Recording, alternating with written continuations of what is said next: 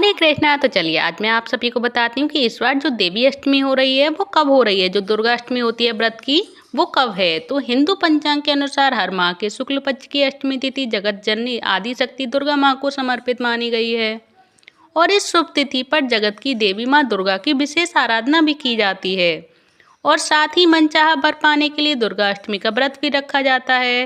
धार्मिक मान्यता है कि दुर्गा अष्टमी इस व्रत को करने से व्यक्ति के सारे कार्य सिद्ध हो जाते हैं और माँ दुर्गा की कृपा भी प्राप्त होती है। ऐसे में भक्त पूरी श्रद्धा भाव से माँ दुर्गा रानी की पूजा उपासना भी करते हैं। तो चलिए जान लेते हैं कि दुर्गा अष्टमी इस बार दिसंबर माह में कब हो रही है, कौन से शुभ मुहूर्त में हम माता रानी की पूजा अर्चना करेंगे।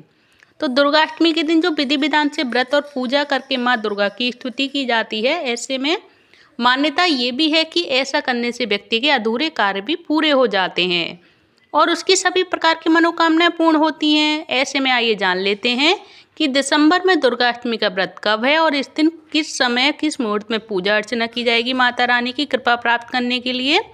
तो वैदिक पंचांग के अनुसार मार्गशीर्ष माह के शुक्ल पक्ष की अष्टमी तिथि 8 दिसंबर को सुबह 9:44 पर शुरू होगी।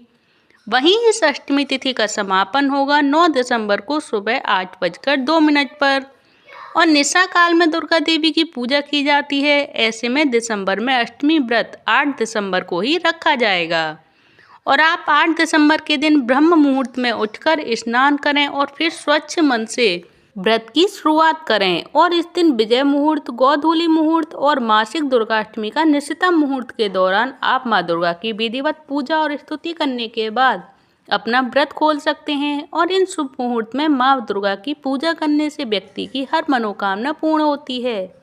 साथ ही जीवन में व्याप्त सभी प्रकार के दुख व संकट दूर हो जाते हैं।